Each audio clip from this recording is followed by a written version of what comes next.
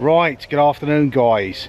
Something different today. Usually I'll be doing Urbex with Adventures of Paul. He is still with me. We're in his manor because something went tits up this morning. The car decided to pack up with us on our way to an Urbex, so I find myself in his manor, which is Wolverton, and I thought, what could I put together? And I've kind of come up with something, should I say, that sort of fits the bill at this specific moment in time of what's going on with the European Championships, etc. So without further ado, let's go and do this. Right, so we start off, there's Adventures of Paul there, in his manor, his spot. We have of course been here in the dark before when we done our dark haunted season. This is an old cattle tunnel which goes under the train tracks around the back of Wolverton, and we will make our way from here up to a place called the Secret Garden. I'll show you a brief look around there and then we'll head off in the direction of a specific thing. And you're probably thinking, what the heck is he on about? It all makes sense when we get there in a bit anyway. Yeah, so today's plans were go to a place called Ashby Forville. It was once a gatehouse adjacent to a manor house just east of Leicester, sort of Melton Mowbray, that type of way. It fallen into disrepair. A lot of people have done Urbex there, but it just looked as if it fitted the bill. But then I had a closer inspection of it overnight, watched a few vlogs and thought, you know what, they've had a really good clear out here, so we looked to go somewhere else. So we found this place called, I think it's either South Street or South Lane, which is in a place called Hartwell, Didcot Way, down towards Oxford. And the idea was to go down there, park up on North Lane or North Street, whatever it was, traverse our way round, and we would have found ourselves with 7 abandoned houses, all ex-military I believe. I think the science park took them all over, moved them all out around a Christmas period a few years ago, and you're left with these just standing houses that you can just sort of go around and explore. Pretty cool. I've seen a few people who got in there and what I've seen sort of fits the bill, but we got as far as Buckingham. I thought, like guys do, I needed a leak, jumped out the car, went up the hedge, come back, got in the car, put it in reverse, and it wouldn't go in the reverse. So we tried for a while to see if we can get it to do it, but it didn't. Let the car roll back, put it into what I was believed was first gear, and it was very sluggish pulling away, and I soon realised I had no reverse, no first or second gears. So we nursed our way back to Bletchley, got it into the street.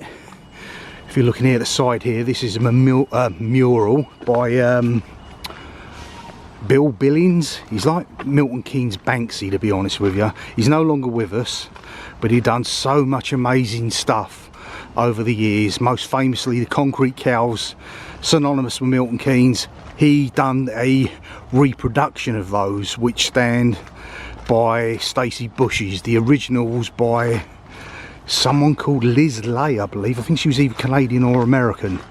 They're actually at the Milton Keynes Museum. His replicas now sit around Stacey Bushes area, and he's known for these murals and the Tin Man at Bean Hill, and he done a lot around this area, the Secret Garden, tunnel at the Lakes Estate. He also painted that. He actually done that with my father. Anyway, back to what happened today. Yeah, we nursed our way back and we thought, you know what can we do? Pulling our hair out. I'll leave it to, it's like everybody, you either know a Dave or a Steve. We've got a Nigel. Nigel, great guy, lives local to us. Sort of an odd job man. He'll cut your grass, anything that needs fixing, he's the man to go to. He'll know what he's doing. We'll pay him a fee to do it, and he'll do his best to get it all sorted. And so we decided to come up this way, jumped on a train. The points had broken down between Bletchley and Milton Keynes, so that was severely delayed. We had to stop at Milton Keynes to get another train to Wolverton, and it's just been constant delay after delay.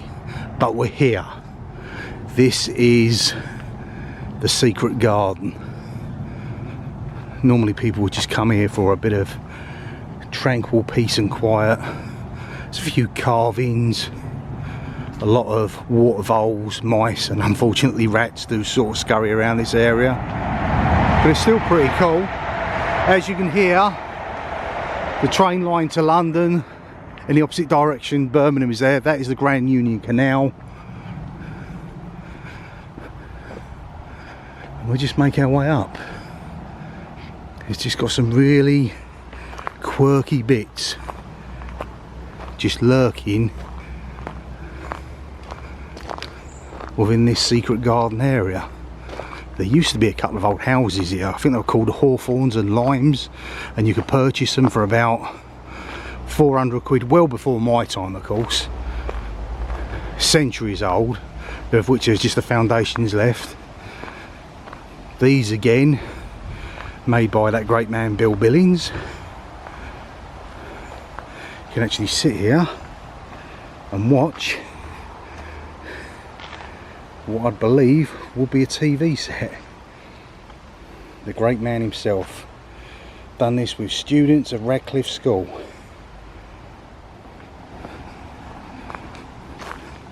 I'm not going to get too in depth with this area, but there is a placard here show you the layout of what is around here.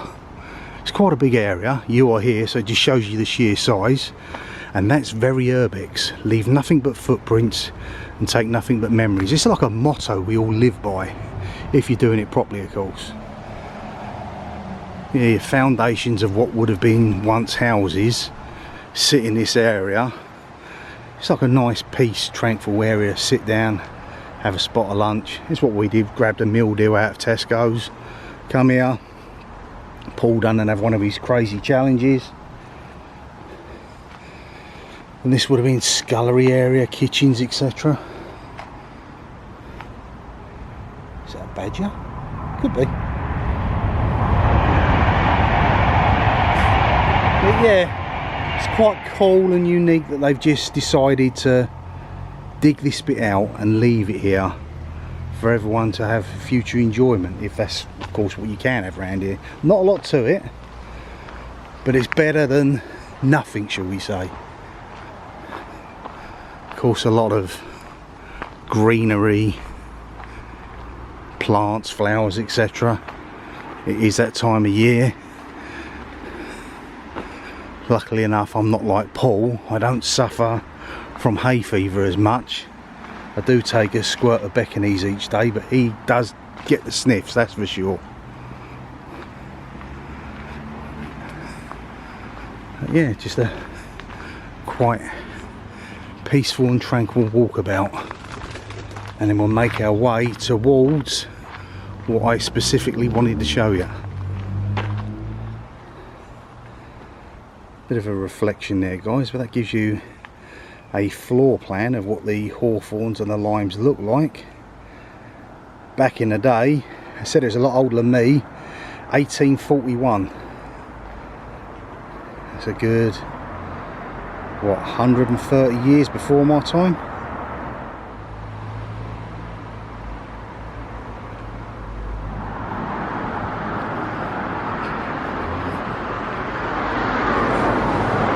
Right.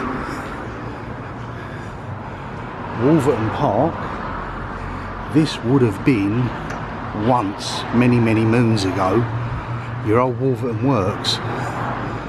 Now converted into cafeterias, private properties, and this is where people live now. Very motelish, if I'm to be true. Sort of gives off the vibes of a sort of Dickens era. Guess X kind of marks the spot. The reading room. Obviously a company that's moved in now. Said this guy here holding old steam locomotive, everything there is made out of your old railway sleepers, I believe, your old track. Very cool. Of course, synonymous. Milton Keynes has always been a dumping ground for anyone who's got any artwork.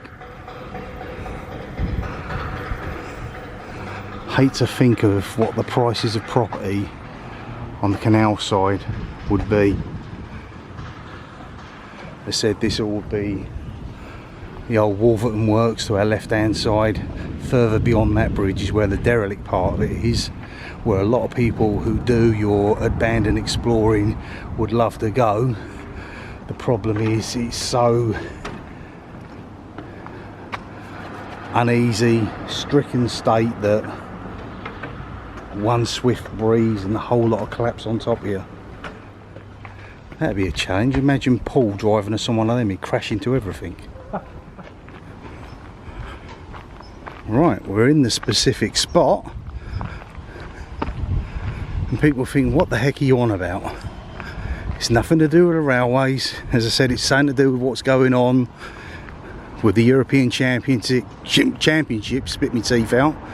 This here had a dual purpose back in the day.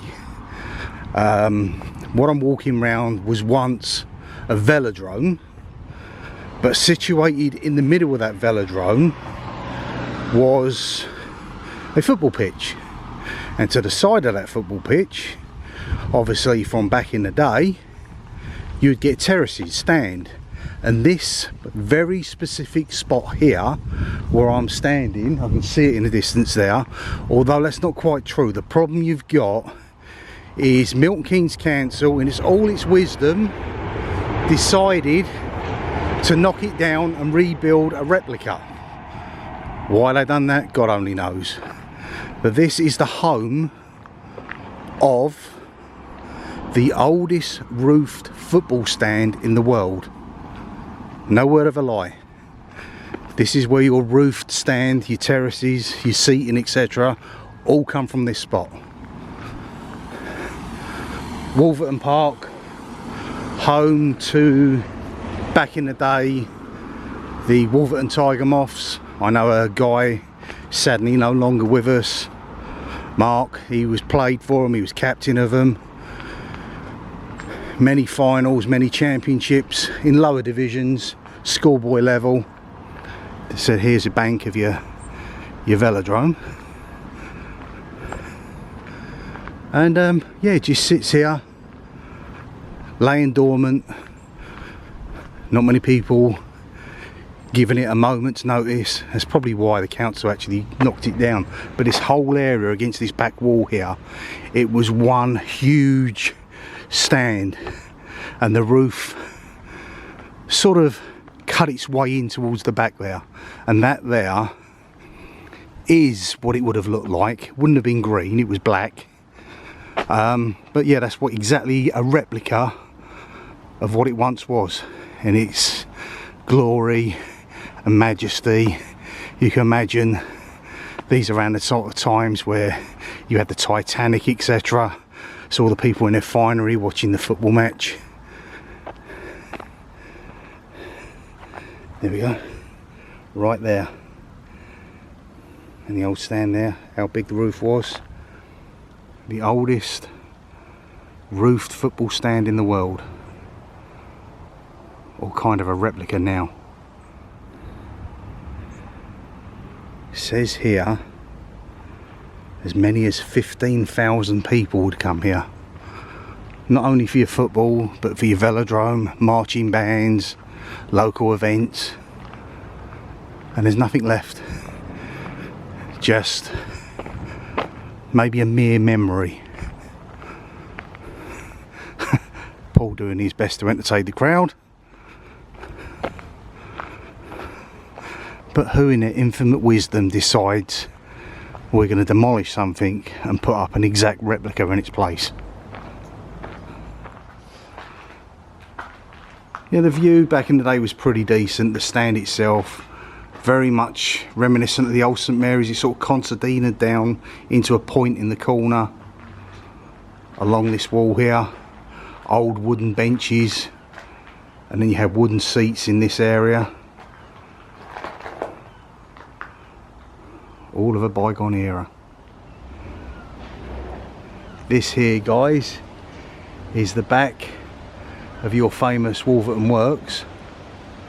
I said the only way I can think that you would get in there is probably someone come along with a dinghy, park along the side there and find a way in, scale a way in, maybe a lower window, something. I don't even know whether you've got them armadillo, them police spots, but you can see through there.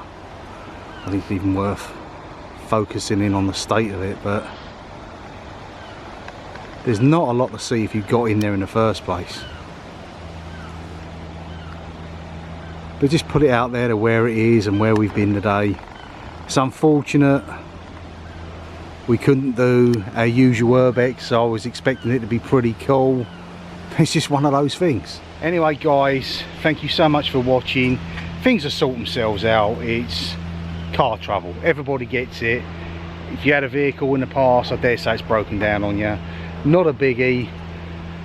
Well, we hope not a biggie. It all comes down to the price at the end of the day. It is a very old car, but I love it a bit. Got so much nostalgia about it, and hopefully I'll get it sorted one way or another. And with that guys, thank you so much for watching. Don't know what I'm doing with future episodes. Until then, I know I'll be out doing the zoo on Saturday, and maybe I'll go over to doing a few more Saturday vlogs with Rach. I think she's working another weekend, so me and Paul can get out and nick her car for a day and go and do some stuff. And thank you so much for watching. Check out Paul's channel behind me. We'll see you in the movies. Bye for now.